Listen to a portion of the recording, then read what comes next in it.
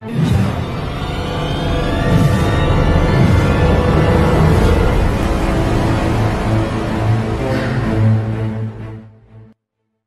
tộc Mông qua phần trình diễn của thí sinh mang số báo danh 01 Sông Thị Mại đến từ bản Suối Thịnh, xã Suối Bầu.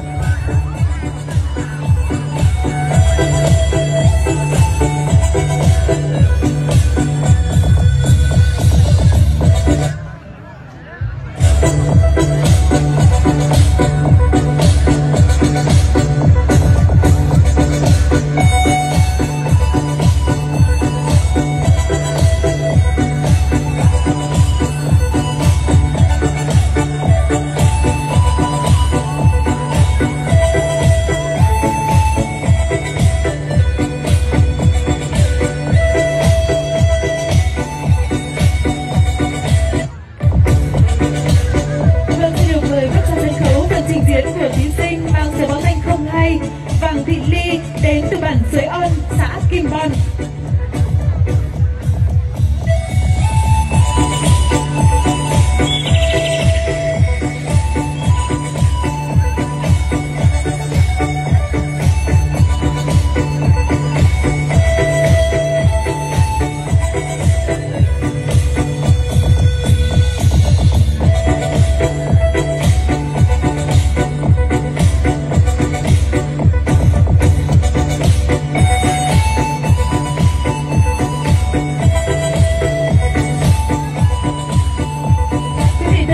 Lúc này đang xuất hiện trên sân khấu là phần trình diễn của thí sinh mang số báo danh 03 Thảo Thị Mại đến từ bản Suối Dinh, xã Suối Đỏ.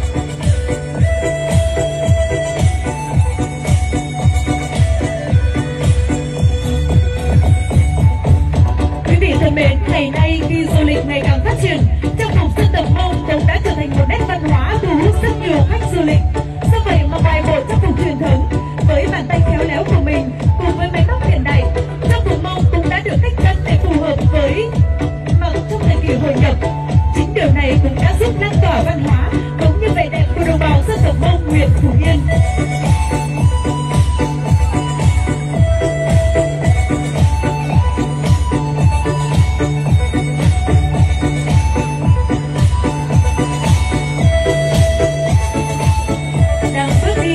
Đầu tiên trên sân khấu xin được trân trọng giới thiệu thí sinh mang số báo danh 04 Giang Thị Phà đến từ bản Suối Táy, xã Suối Bầu.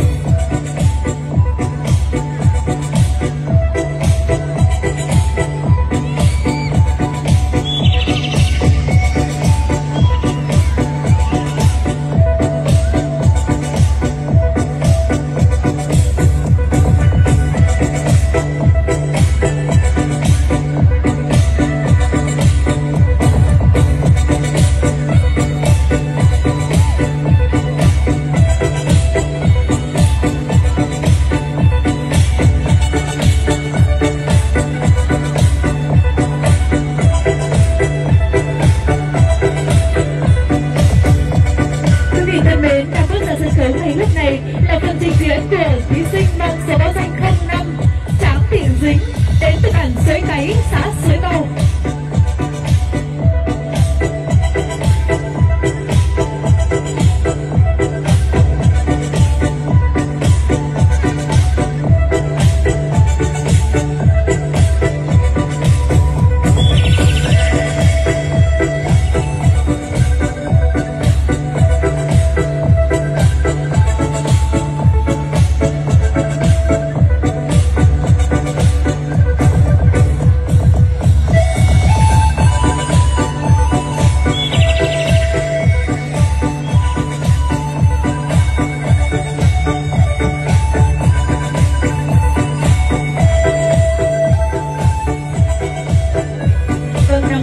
Những bước đi rất tự tin ạ. Xin được mời ra sân khấu thí sinh mang số báo danh 06 Thảo Thị Dê đến từ bản Suối Trèo, xã Suối Bầu.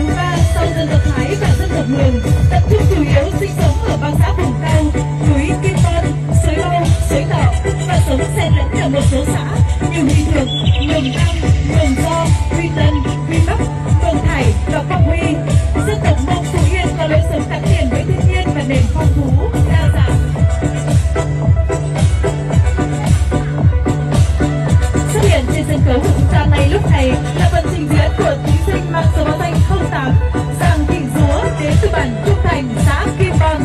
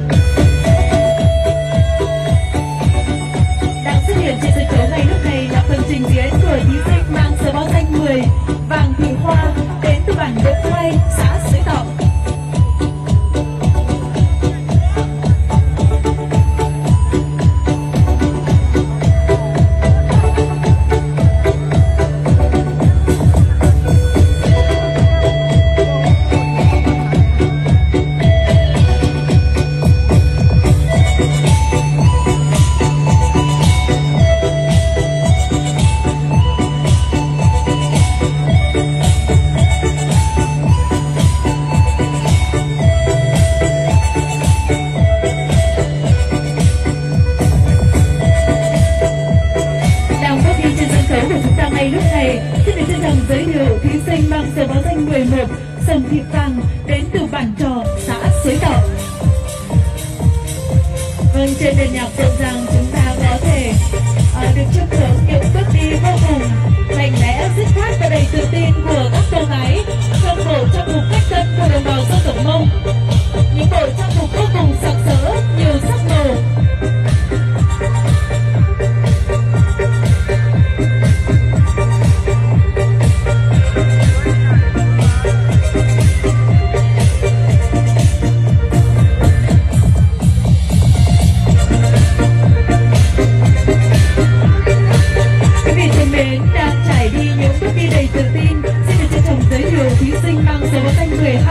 Thảo Thị Máy đến từ bản Suối Dinh, xã Suối Đỏ.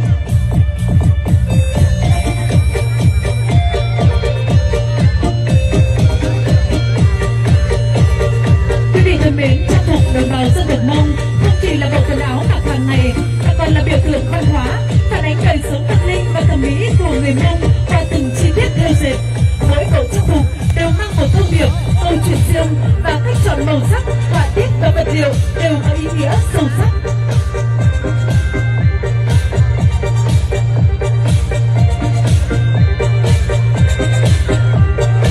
Đang xuất hiện trên sân khấu của chúng ta ngay lúc này là thí sinh mang số báo danh 13, Vàng Thị Hà Linh đến từ bản Trò, xã Suối Đỏ.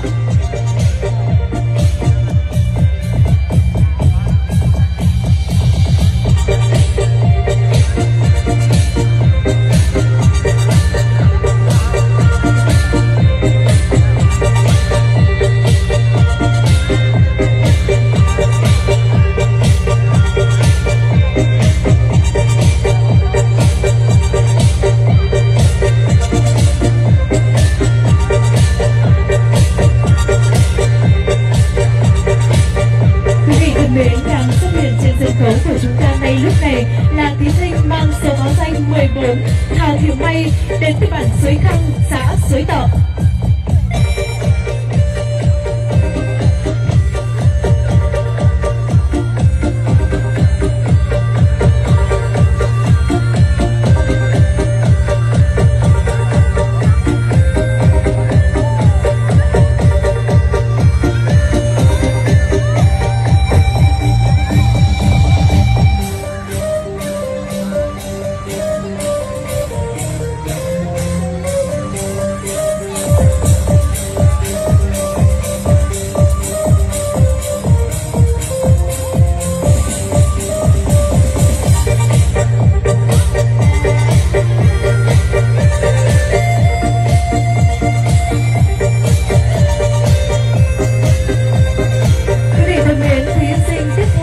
trình diễn trên sân khấu.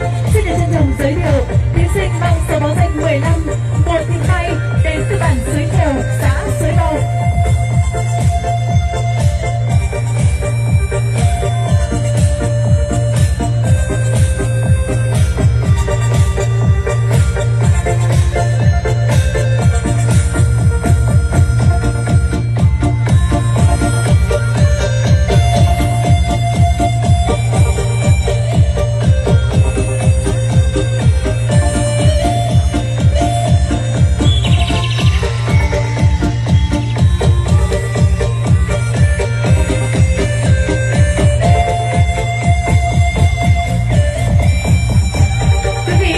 Chiêm ngưỡng bộ trang phục cách tân của đồng bào dân tộc Mông qua phần trình diễn của thí sinh mang số báo danh 16 Thảo Thị Mỹ Hoa đến từ bản Suối Hiền, xã Suối Bầu.